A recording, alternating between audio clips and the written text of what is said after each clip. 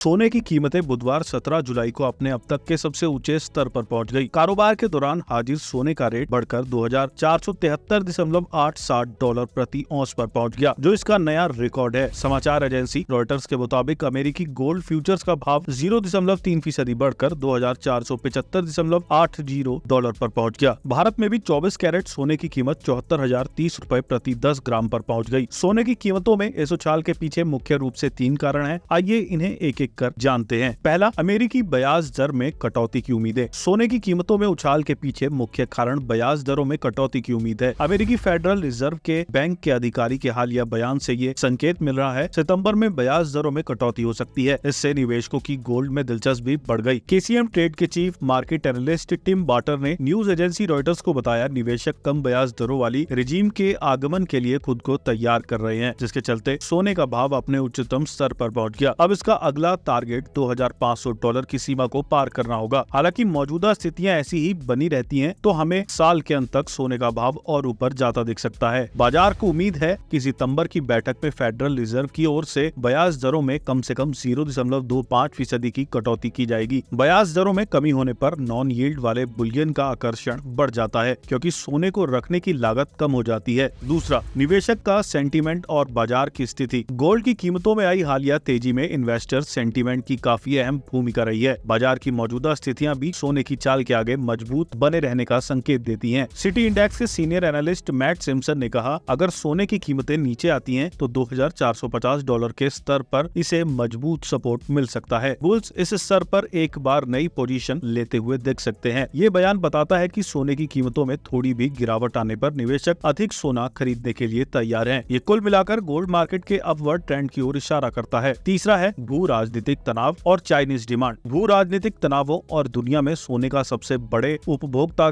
चीन की ओर से मजबूत मांग ने भी कीमतों को बढ़ाने में योगदान दिया है। मई और जून में आधिकारिक सोने की खरीद को रोकने के बावजूद चीन में अभी भी सोने की काफी मांग है। जानकारों के मुताबिक चीन के रिजर्व में गोल्ड की मात्रा अभी भी कम बनी हुई है और चल रहे भू राजनीतिक तनावों के कारण उनकी मांग बने रहने की संभावना है।